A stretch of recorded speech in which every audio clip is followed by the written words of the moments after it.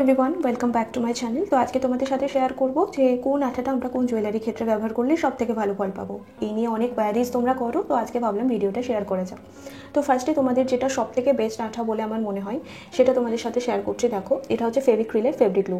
যারা fabric jewellery বানাও তাদের ক্ষেত্রে এই আঠাটা কিন্তু সব থেকে বেস্ট হবে। এবং ফেব্রিক গ্লুটা যে শুধু ফেব্রিকের কাজই হয় তা নয়, এটা দিয়ে আমরা কুন্দন জুয়েলারি বানাতে পারি বা অন্য টাইপেরও জুয়েলারি কিন্তু আমরা বানাতে পারি।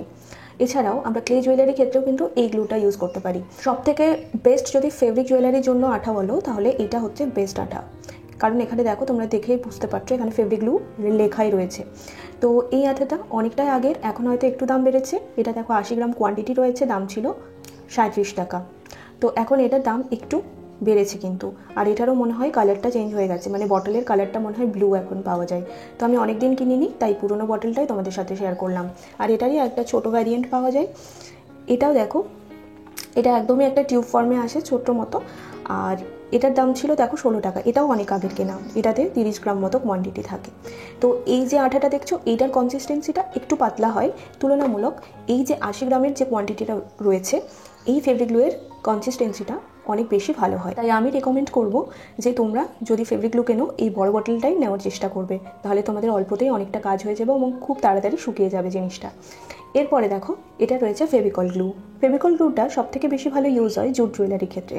আমরা জুটের যে সুতলিগুলো ব্যবহার করি, সেইগুলো যে রোঁয়াগুলো বেরিয়ে থাকে সেগুলোকে ভালোভাবে মোড়ানোর জন্য আমরা এই ফেভিকল গ্লু ব্যবহার করতে পারি। এছাড়াও জুট জুয়েলারির ক্ষেত্রে আমরা ফেভিকল গ্লু ব্যবহার করলে সবথেকে বেশি ভালো ফল পাবো। এরপরে দেখো, যেটা দেখাচ্ছি এটা হচ্ছে B7000 গ্লু।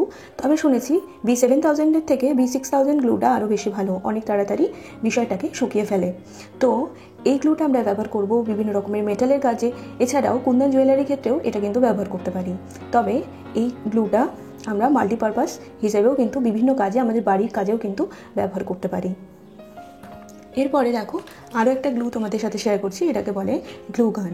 গ্লু গানের এরকম একটা গ্লু স্টিক থাকে, যেটা কিনা আমরা এই প্লাগটা ইন করলে, সুইচ দিলেই তারপরে আমরা এই মুখটা দিয়ে আঠা বেরোতে দেখতে পারবো। এটাও কিন্তু মাল্টিপারপাস হিসেবে ইউজ হয়, তবে জুয়েলারি ক্ষেত্রে এই গ্লু গান আমি ইউজ করতে বারণ করব। আমরা যে কোনো ধরনের ক্রাফটের কাজের ক্ষেত্রে এই গ্লুটা কিন্তু খুব ভালোভাবে ইউজ করতে পারি, কিন্তু জুয়েলারি ক্ষেত্রে যদি আমরা এই গ্লুটা ইউজ করে থাকি তাহলে জুয়েলারির যে জায়গাতে আমরা গ্লুটা লাগাচ্ছি সেই জায়গাটা অনেক বেশি মোটা হয়ে যায়, কারণ এটা দিয়ে অনেক মোটা হয়ে আঠা বের হয়। তোমরা নিশ্চয়ই এটা দেখে বুঝতে পারছো। তবে হ্যাঁ, যদি আমরা পম্পম লেস লাগাতে চাই সেক্ষেত্রে আমরা যদি খুব সাবধানে একদম হালকাভাবে এই গ্লুটা ব্যবহার করতে পারি তাহলে কিন্তু পম্পম লেসটা সাথে সাথে স্টিক হয়ে যায়, সেক্ষেত্রে ব্যাপারটা মেশি হয় না।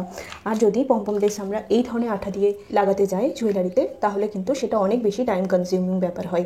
তাই আমি একমাত্র পম্পম লেস লাগানোর ক্ষেত্রেই এই আঠাটা ব্যবহার করাটা পছন্দ করি। তো আশা করি তোমাদের আজকের ভিডিওটা অনেক বেশি হেল্পফুল হলো। দেখা হচ্ছে পরবর্তী ভিডিওতে। আজকের মতো এই পর্যন্তই। Thank you.